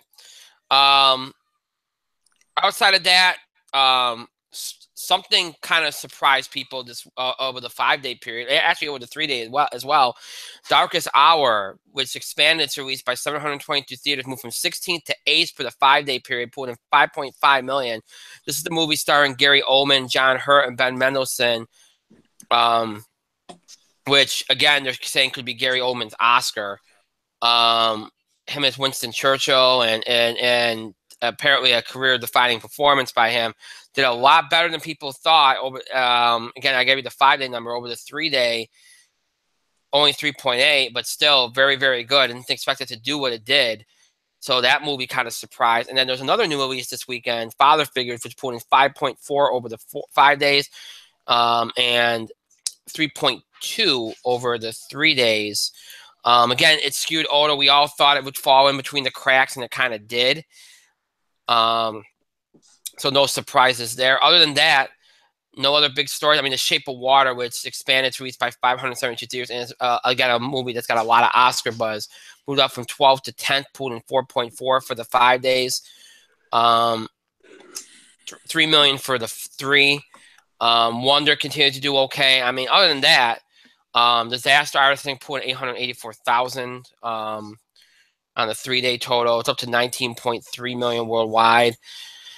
Other than that, there isn't any other stories. I mean, we'll continue to keep an eye on some of the awards movies like Shape of Water, Disaster Artist, Lady Bird, Call Me by Your Name. Those movies, The Post, 3 Billboards Outside Ebbing, Missouri. Those are the kind of movies that are going to be playing, getting a little more in the way of showings over the next couple of weeks here. Once we burn through the holidays, there'll be the movies you're hearing about for awards consideration. The Post only opened in 9 theaters. It pulled in 526,000. That theater count will expand over the next couple of weeks. So those will become the story over the next couple of weeks. But right now, all eyes will continue to be on some of these holiday movies: Star Wars, Jumanji. We'll see how far Thor Ragnarok goes. That's kind of flying through on the end of the radar, how well it's done. Right now, it stands at 846.7. Again, I felt like once Star Wars came out, it would slow down a little bit, and it has. But still, that's a great total. So we'll keep following that. We'll keep following what happens with Star Wars here as it approaches the $1 billion mark, which it should make by the end of this weekend. We'll see how these holiday movies continue to do here over these next couple of weeks as we burn them out and move on to the awards kind of type movies, and then February hits, and then you start getting some more big box office fare again. So, all in all, it was a decent holiday period for the box office. Is it the best they've ever had? No. Was it bad? No. Some people think it was bad. I don't think it was really bad. I think the movies that you would expect to do okay or decent did exactly that, and the movies that you thought would dominated, maybe not to the extent that people would have liked them to have, but they did. They dominated, just maybe not as strongly as you would have liked. So all in all, I thought it was a very good holiday period. Now, there are no new releases of significance on the board. Yes, we did have a couple movies released earlier this week. All the Money in the World was released on Monday from TriStar. It's a crime film. It opened in 2,074 theaters, starring Michelle Williams, Christopher Plummer, and Mark Wahlberg. It's made $5.7 million already. It's got a lot of buzz around that film. I don't expect it to factor into much this weekend. If it makes $5 million, that would probably be a big deal. But it won't factor into much. You also had Molly's Game, a drama. STX Entertainment opened on Monday in 271 theaters, starring Jessica Chastain, Idris Elba, and Kevin Costner. It's already made $2.3 million domestic. Again, another kind of awards buzz type movie. Again, it won't factor much into this weekend. Again, maybe it'll be over. It'll definitely be under $1 million because this is just enough of a theater count. And with the competition out there, just won't be able to pull in much else. But that will expand its release over the next couple weeks, as will All the Money in the World. And you had Phantom Thread that also opened on Monday in only 4 theaters from Focus Features. It's a drama starring Daniel Day-Lewis and Leslie Manville. 252,000 it's made so far. It's said to be the last performance by Daniel Day-Lewis. Apparently he's going to retire. It's already getting a lot of buzz just for that. And again, that won't factor much anything. It's only in 4 theaters, but that will expand its release over the next couple weeks. So really all these, kind of awards focused type, awards bait, I would like to call them, movies, Other than that, there's nothing else this week, and the only one that might be able to scrape together enough to be in the $3 to $5 million range is All the Money in the World, and even that might be pushing it. So no big releases this weekend. So Star Wars will probably stay at number one, maybe around 30, 40 million. Jumanji probably at 2, maybe around 20, 25, maybe 22, 23 kind of million. Pitch Perfect around 13, 14. Greatest Showman around 9, maybe 10. Is what you're looking at there. And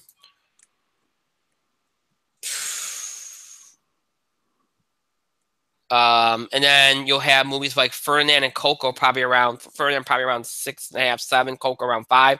Downsize will probably drop under 5 million.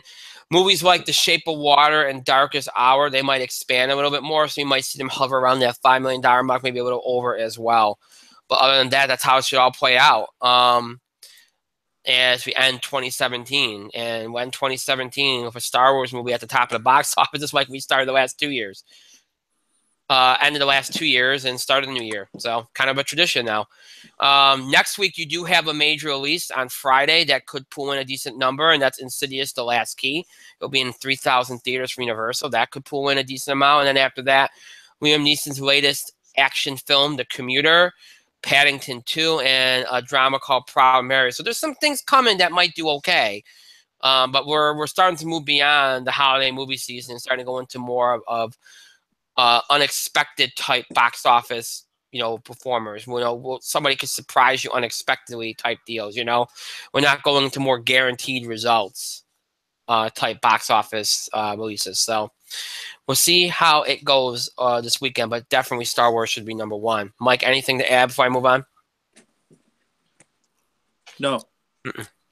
Okay, so as we move into the TV highlights portion, I only have one because I haven't watched anything else this week. It's been, with Christmas and everything, it's been kind of hard to watch anything of note. And really a lot of things are in reruns and stuff, and I haven't had a chance to catch up on anything else. So I really only got the chance to sit down and watch one show, and that was Agents of S.H.I.E.L.D., and I thought that it was really good. Probably my favorite episode since the premiere. I thought the Fitz focus worked really well. Having Hunter back, I wish they'd keep him. They kind of, made it so that they can use Hunter without Bobby if they really want to. So that's cool if they want to use him again. And they kind of gave him a little bit of a story arc if they want to use it. But I thought it worked. It was a really kind of funny kind of buddy cop type thing. And, we saw some of the framework influence on Fitz I thought was played very well. They kind of answered some questions from the premiere that I thought needed to be answered, and they set things up pretty cool. And they had a nice little Star Wars Easter egg towards the end of the episode. I thought it was funny as hell. But yeah, and they answered a few questions, established some new ones. And I thought it was a good episode. Probably my favorite since the premiere. So good for them. I thought they had a good episode. Other than that, I didn't watch anything.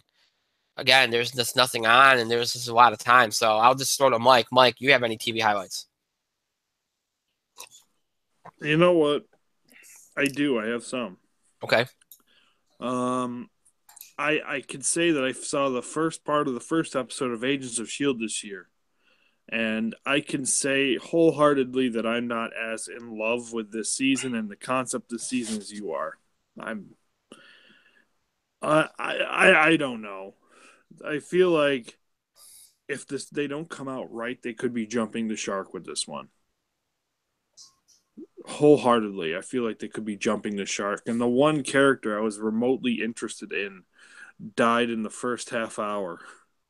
Who was the S.H.I.E.L.D. fanboy? Somebody. Forgot what his name was, but he died pretty quickly, and we got the Star-Lord wannabe kind of coming in too.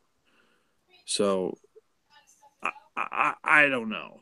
I'm going to have to watch the next episode of Agents of S.H.I.E.L.D., the second part of the first episode, but there's something about this concept of this season. It's like, I'm not digging it.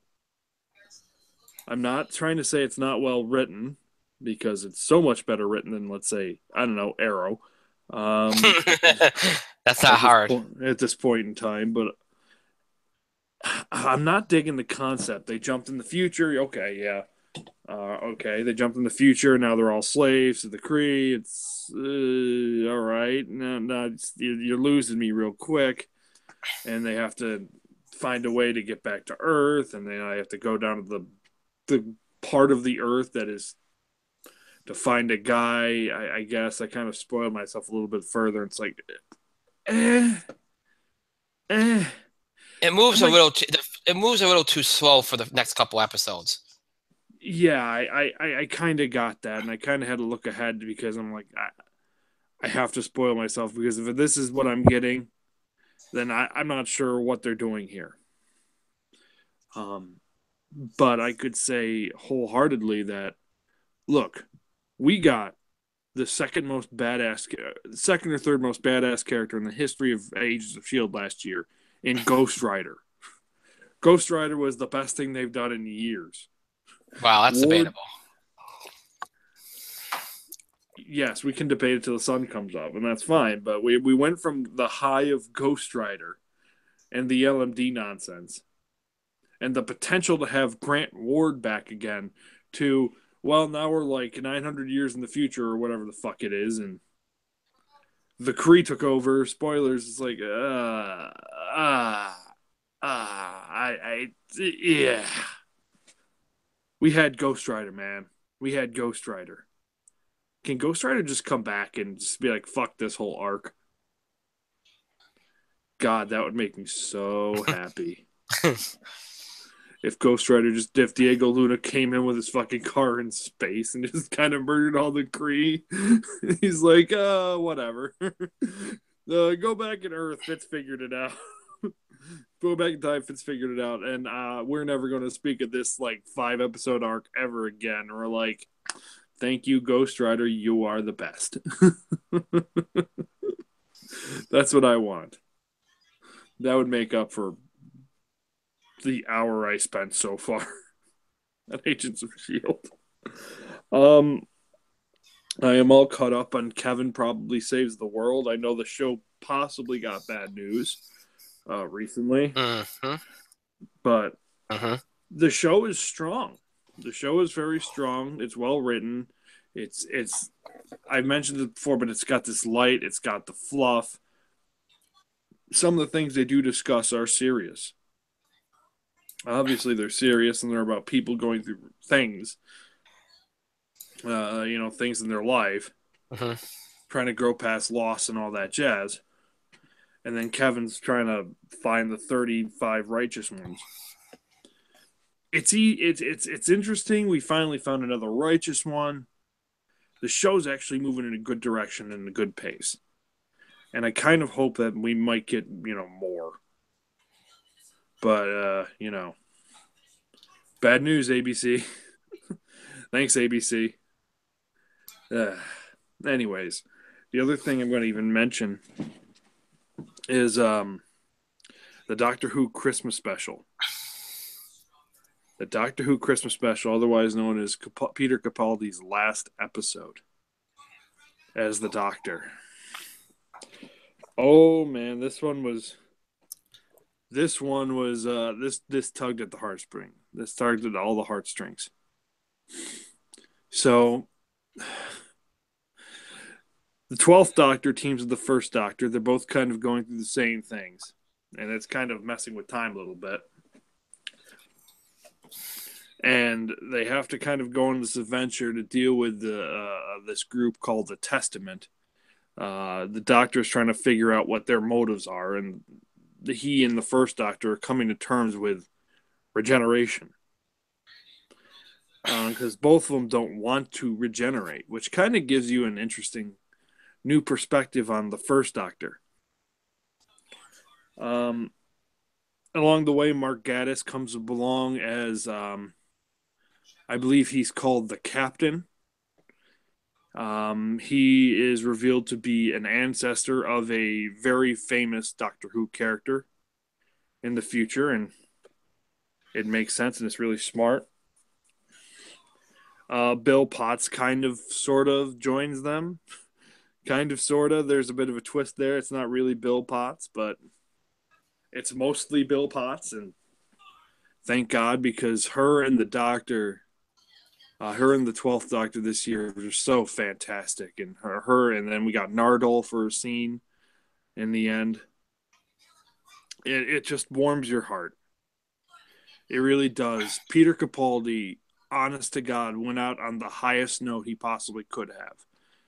And obviously, Peter Capaldi is a lifelong fan of Doctor Who.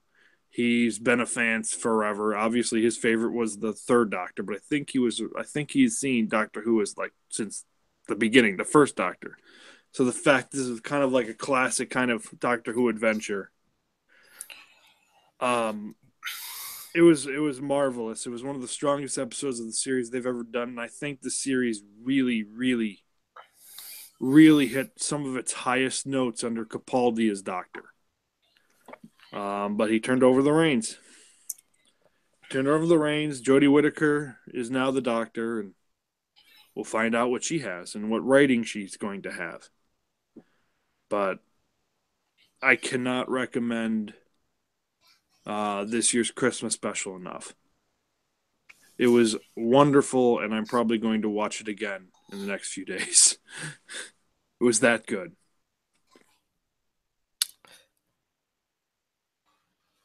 That it? Yes, I'm done. Okay. By the way, I did watch the regeneration scene. I told you this off the air. I watched the regeneration scene, and I thought it was extremely well done. I'm kind of sad Peter Capaldi's gone because again, you know, I've seen enough of the work over the last couple of years. I don't watch the show enough, but I've seen enough of the work over the last couple of years, and not having him as the Doctor is going to be kind of disappointing because he's so good at what he does. But and that's the thing, like they finally kind of came upon a group this year, because once Stephen Moffat finally got away from Clara, I mean, it took enough time. It took 3 years, but once he finally got out of the shadow of Clara, the 12th Doctor really kind of emerged as this amazing character. He had Nardole, who was fantastic. He had Bill Potts, who was just perfect for him. And he traveled around with Missy, who was a very popular character and who was very popular throughout 12's whole run. And the 12th Doctor had a fantastic cast of characters in the end. And I would have loved another season with Bill and with Nardole and 12 kind of running around doing their thing. I think that would have been marvelous. But, you know, Peter Capaldi said it was time. And I think Doctor Who is going to be worse off for it. But I'm not saying Jodie Whittaker is not going to be good. I'm just saying it's going to be very hard for future Doctors, Jodie Whittaker included, and beyond, to follow what Peter Capaldi did this season, honestly. It's, to me, and I'll just close with this. He always struck me as the kind of guy that didn't want it to get to the point where he, you know, was welcome. And I think that was the thing. He'd rather leave it where everybody thinks there's more they could have done than have it be like, well, boy, you know what? It kind of circled the drain a little bit. I think that was kind of his thinking in leaving when he did. But you're right. There's a lot of things that could have happened, a lot more potential that was there. But, you know, like we said, you know, you don't. I think Jodie's going to be good. I think it's going to be interesting. I think it's going to play out, you know. There's going to be a lot of negativity, which I think is really ridiculous, but it's unfortunate. But I think that she's going to do a really good job. I've seen her work. I think she's good. It's really going to depend on the writing and really what they give her, and how they use her, and how they, you know, who they surround her with. If they do the right things, I think they could do something really cool with the show. But there's also a group of people out there that I don't think are going to give the show a fair chance, which is wrong too. But we'll see. All right. So that's all the entertainment we have. Again, film picks we'll bring back next week. We'll do a little bit more next week. We'll do another different special kind of segment next Thursday as well when we do the next entertainment portion of our show. I'll explain more about that on Tuesday because, again, I don't know. I'm kind of on the fence about what exactly we're going to be doing, but we will be doing something. So we'll talk more about that next week. So we got one more part of the show to get to, and that's wrestling. And, normally, and Mike will tell you this, normally Christmas week is not a big week for WWE. Normally it's a lot of filler. The show is taped. You know everything that's going to happen. It's usually a lot of like specialty matches and Christmas themed stuff. And usually Raw and SmackDown are kind of bland. Well, that didn't happen this year. They did a live show on Christmas night for Raw. Apparently it was a sellout. Apparently it did well. Did a whole hour to start off the show uninterrupted. Thankfully, Cena and Elias Samson were able to fill it up with a great segment, a great match. And it wasn't a very eventful show, but it progressed storylines. It wasn't just filler. The cruiserweight stuff continued to develop. Roman Reigns, Samoa Joe continued to develop. They had to kind of continue the right out angle for Dean Ambrose. They set up Seth Rollins for Jason Jordan, which apparently they were considering either Jordan or Finn Balor. They went with Jason Jordan, which is interesting considering he's in the middle of a heel turn. And Rollins and Jordan won the tag team titles in the main event against The Bar, which is an interesting development. So that show had some stuff going on.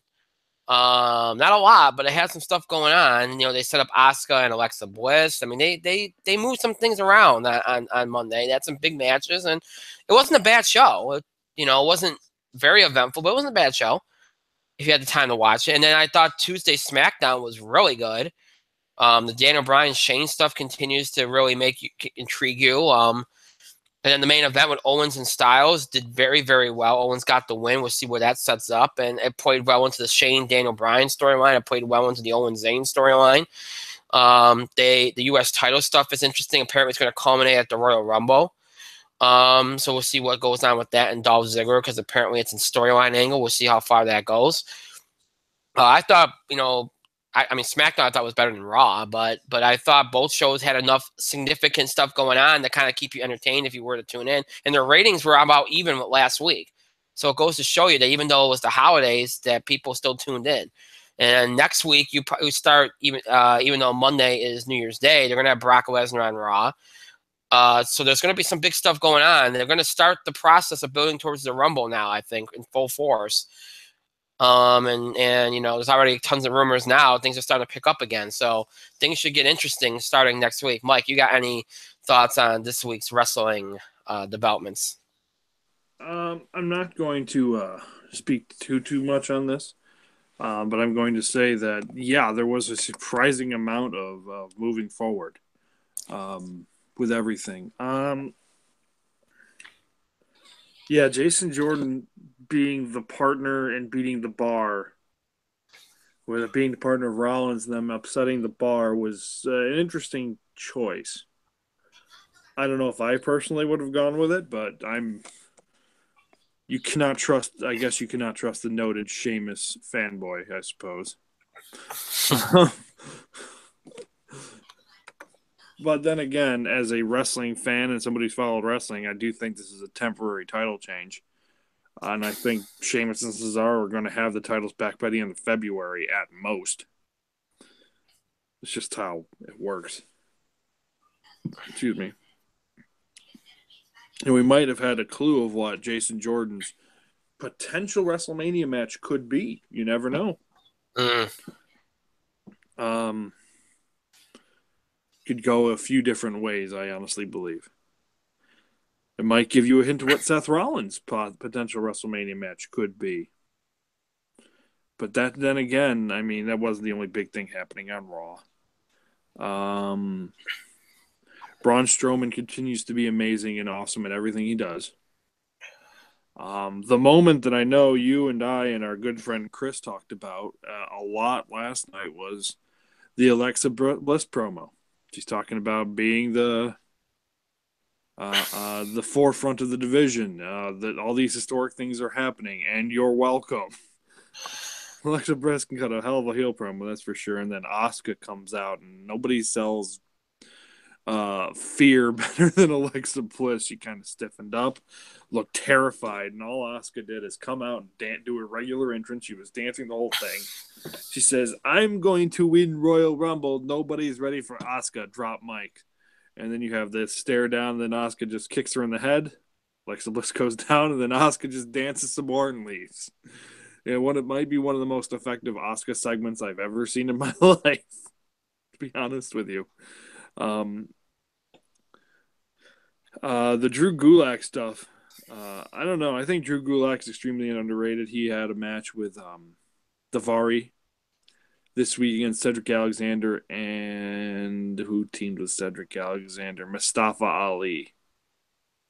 No, it was Tazawa Ali and Alexander versus Enzo Gulak and Daivari. But I think I think Gulak continues to be the most interesting part of that whole scenario right at the moment. To be totally honest with you. This is why I'm surprised they didn't go with Gulak. But I think if they're going to pull the trigger on Cedric, this might be the best time to do it. Uh-huh. Especially if Hideo Itami's going heel. Take the hint. You never know. But on SmackDown had the bigger events going on this week because you had the continuation of the Shane McMahon stuff. He was extremely frustrated with everything, I guess. You kind of see that. Daniel Bryan was interesting. They're running a U.S. title tournament, which is strange. I'll be honest with you. It's strange that they're actually doing that. Because Baron Corbin still has a right to a rematch. So it's interesting they don't just like, all right, the final is going to be Baron Corbin versus the winner of the tournament. But no, Baron Corbin, I think they wrestled, what, Corbin and Rude? Mm-hmm. Who won that match? I didn't see that. Who won that match? Rude, I believe. Rude? Yeah. Because the only matches I know that happened were Corbin and Rude and then Jinder and Ty Dillinger. Yeah, I'm looking up the brackets because I got brackets. It's gonna end at the Rumble. We know that now. Yeah. Bobby Roode defeated Baron Corbin. Zach, and that was in the first round. He had Jinder Mahal beating Ty Dillinger. Yeah. You said Ryder's going to be in it? Ryder's. This is what they announced today. So we had Roode beat Corbin. We had Mahal defeat Ty Dillinger. That's the first round. Also in the first round, we're going to have Ryder versus Mojo Rawley and Xavier Woods versus Aiden English. Oh. Mojo will probably get one over on Ryder. Well, he already, but they'll probably have Mojo go over again, and they'll have Xavier Woods. It's kind of setting up Rude versus Ziggler again, I think, but you never know. You never know. But the biggest thing that happened on SmackDown is Kevin Owens versus AJ Styles. It probably was like one of their best matches they had so far together. It was, yeah. Just imagine what Kevin Owens. It's amazing what Kevin Owens can do when he's not injured, huh? Yeah. Owens and Styles had a hell of a match. Styles goes after Sami Zayn because he thinks he might interfere. Sami Zayn complains to the referee. It's another elbow. Doesn't do anything else to interfere, but Shane McMahon kind of comes out, overreacts. Sami Zayn kind of starts walking to the back. But the referee is so distracted with that. Misses the 3 count. Misses the visual 3 count. Styles has on Owens. Referee kind of turns back. Owens rolls up AJ Styles 1, 2, 3. So Kevin Owens beats AJ Styles. And by the way, I think Owens is 3-2 on Styles this year. Not that it matters. It can matter. Not that it matters, but this one matters because Kevin Owens just pinned the WWE champion relatively clean. Right. So it matters. kind of hints at the direction they might be going in. So Kevin Owens picks up a big, big win. And the momentum's going forward on the Yap movement. So who knows? You could go a little deeper too. Owens during this fall has had a pretty sustained push. Owens has had a very sustained push. He lost to AJ Styles, but let's face it, he beat Shane McMahon with help from Sami Zayn. He beat Randy Orton. He beat Shinsuke Nakamura. Finally, he finally beats Nakamura. Excuse me. He wins at the pay-per-view. He wins at 2 pay-per-views. He wins the Survivor Series. They beat the Fashion Police at Survivor Series. Yeah. Him and Zayn beat Orton and Nakamura at Clash of Champions. And now he beats AJ Styles. AJ Styles in the final SmackDown. And now he's got a claim to the title, which is the one thing Shane McMahon didn't want. You could also throw in the fact that he laid out Vince McMahon back in September, too. It's probably one of the top moments of the year. It's easily probably the SmackDown moment of the year. So he's had a pretty good 5 months. You can say that. It's one of the best 5 months runs anybody has gone on without having the WWE title. Mm-hmm. And that could be rectified rather soon. Right. Yeah. So it's interesting. They're setting him up for, like you and me have talked about, they're setting him up for something big. There's no reason to, when they have these kind of pushes, it usually means something. So, it won't mean much for Sammy, but it'll mean a lot for Kevin. A couple of things. We talked about this off the air yesterday, but there's been a lot of talk today about Paige. Mm-hmm. She suffered a pretty bad injury last night. There was at one point the stretcher was called and they didn't use it. She walked off with help from the doctors. It said today that it was a stinger. That's what they're saying, but they also took her off of live events for the rest of the week. This is a caution. She does have neck problems, and if you've seen the videos, it was an errant kick from Sasha Banks that caused the issue. And by the way, I don't know if you're aware of this, Mike, but the crowd got on Sasha Banks pretty hard once that happened. Yep, that makes sense. So hopefully she's okay. They did take her off the schedule for the rest of the week. I imagine on Monday night they won't have her wrestle. They'll probably have the other members of Absolution wrestle, and she won't be involved. They'll probably play it safe for her for a few weeks, which they should. It's a great thing to do. But she's very lucky because if you saw that, you could tell that they're, you know what I mean? They everything stopped abruptly. It was something that could have been very severe. So hopefully she's okay. So that's been a big source. Also, Brian Kendrick. Hold on. By the way, if you want to see it online, somebody turned it into a GIF. You can find it on Twitter. Mm-hmm. And I will say, Sasha got her real good. Yeah, she got her real good. Unfortunately, in the neck. Oh God! And you can kind of and the rest of the footage is it was right in the neck area, and you can kind of see Paige struggling to kind of continue with the match, but she just can't get to her feet. She kind of just collapses. Yeah. But that's the other thing.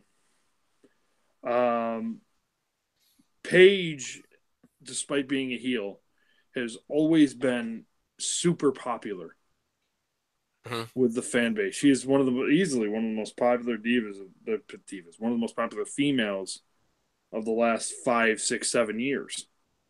Right. And Sasha Banks, people are kind of waning on a little bit. So this is not good for Sasha. Should be heat on her, I think, after this. I imagine there is. There was already heat on her, but this doesn't help. Mm-hmm. Also, Brian Kendrick was injured on Raw Monday. He was sent to a local hospital to be checked for an injury after a stiff GTS from Hideo Itami. Yep. Tommy during the finish to Raw. Did you hear what happened to him? I think it was a busted. He had broke his nose. Obviously, I thought. Fractured orbital bone and a fractured nasal bridge. Oh, geez. So they got the orbital bone too. Mm-hmm. The worst. See, I'm going to give you some stuff. Kendrick did wrestle in Japan. Mm-hmm.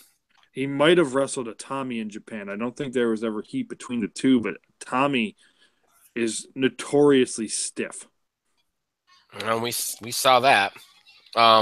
He is notoriously stiff, and look, CM Punk never did anybody to anything with his GTS, but the guy who created the Go to Sleep, who is Hideo Itami, in Japan, that had to be a stiff kick. No. So you're falling at a kind of a rapid speed onto a guy's knee. Mm. And the guy created the move, so he's going to know how to use it right. And I think Kendrick just ate it flush this time.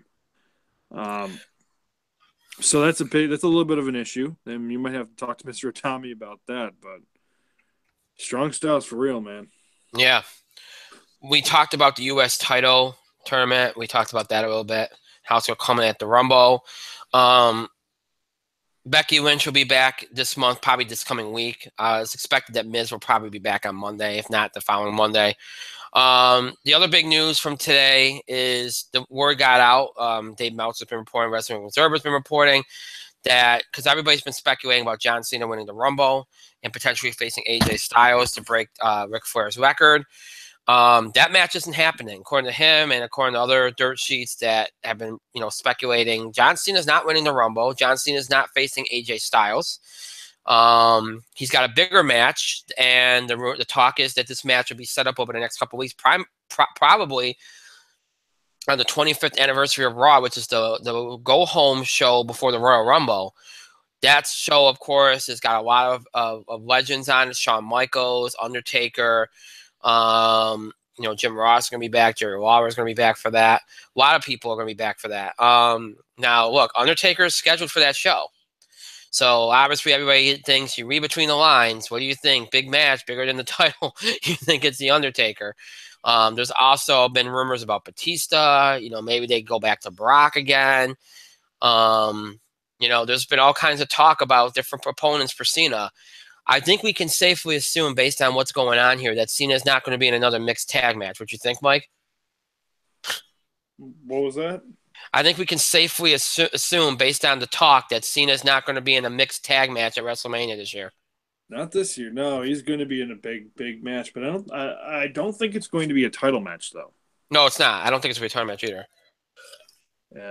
But no, it's definitely not going to be a mixed tag match. Cena does owe Miz a win, but I'm going to tell you right now, it's certainly not going to be the Miz. No, I think we all agree it's going to be somebody with, a big name, legend type deal.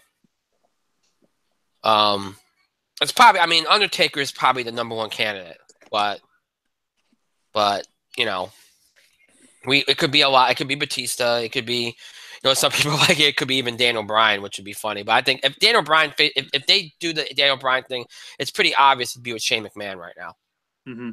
It's pretty obvious that might be where they go with it if they do it. But who knows? But yeah, Cena's not working in some mid-card match. He's going to be in a major event match this year. That's a given. And look, I never thought Cena was going to face Styles. I never thought Cena was going to be in a title match this year. I never bought that. I think they're going to wait until they have Cena for a couple months consistently before they ever run a title thing like that with him. Because they're going to want to build up to it. They tied it last year under circumstances where he wasn't around all the time. Well, he was around last year a lot. He was here from January into WrestleMania. Yeah. Yeah, so that's why they did it. If he wasn't going to be around, they wouldn't. Plus, he wanted to put over Bray Wyatt.